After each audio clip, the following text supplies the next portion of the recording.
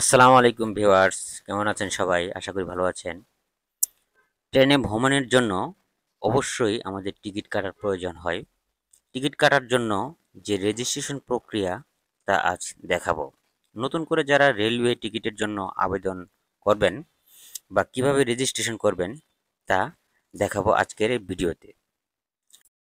তার জন্য প্রথমে আমরা আমাদের ফোনের ক্রোম ব্রাউজার অপশনে চলে যাব এবং সেখানে টাইপ করব e-ticket dot railway dot gov.bd এই ওয়েবসাইটে আমরা প্রবেশ করব।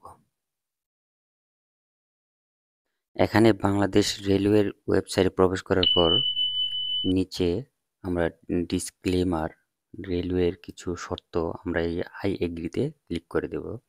এখানে ক্লিক করার পর আমরা উপরে আমরা উপরে থ্রি ডট অপশনে ক্লিক করব। থ্রি ডট থেকে আমরা রেজিস্টারে চলে যাব। রেজিস্টারে এখন আমরা আমাদের enter mobile number, enter NID number, select date of birth এটা আমরা পূরণ করব। তার জন্য প্রথমে আমরা ফোন নাম্বারটা দিচ্ছি। আমাদের ফোন নাম্বারটি প্রবেশ করাচ্ছি।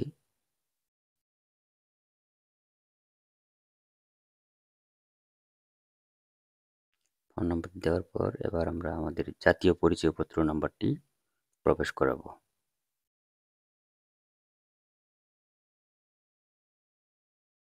আমাদের জাতীয় পরিচয়পত্র নাম্বারটি প্রবেশ করাচ্ছি।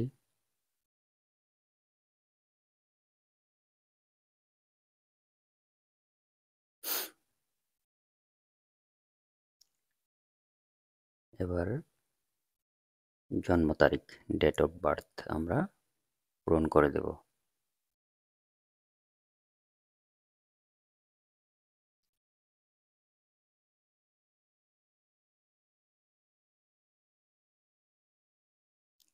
এখানে জন্ম তারিখ পূরণ হয়ে গেলে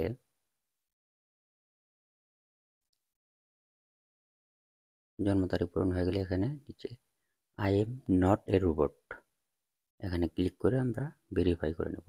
এবার আমরা ভেরিফাইতে ক্লিক করব।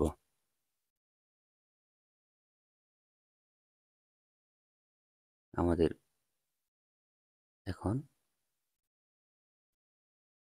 এখন একটি ইমেইল নাম্বার প্রবেশ করতে হবে। আমরা দিচ্ছি।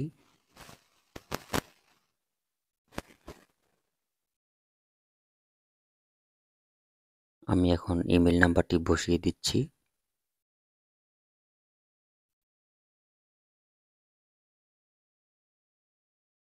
ইমেইল নাম্বার দেওয়ার পর এবার নিচে দিতে হবে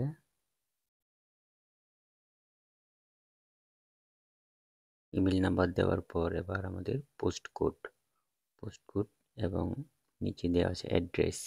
এখানে আমাদের ঠিকানাটা বসিয়ে দেব। আমাদের গ্রাম, উপজেলা এবং জেলা বসিয়ে দেব জাতীয় পরিচয়পত্রের ঠিকানা অনুযায়ী। এবার আমাদের একটি পাসওয়ার্ড সেট করতে হবে।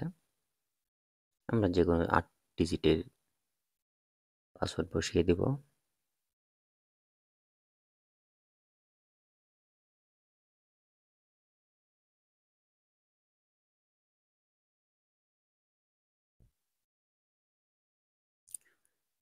কনফার্ম পাসওয়ার্ড, এখানেও সেম পাসওয়ার্ডটি বসিয়ে দিয়ে এবার কমপ্লিট রেজিস্ট্রেশনতে ক্লিক করে দেব।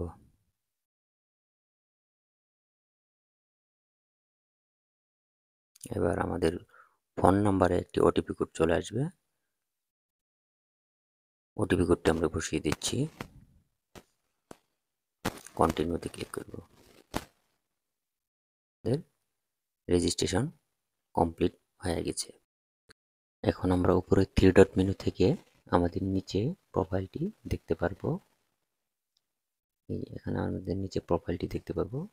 রেজিস্ট্রেশন সম্পন্ন হয়েছে। আশা করি ভিডিওটি অনেকের উপকারে আসবে। সম্পূর্ণ ভিডিওটি দেখার জন্য অনেক অনেক ধন্যবাদ, এবং ভালো লাগলে অবশ্যই কমেন্টে আপনার মতামত জানাবেন। ধন্যবাদ।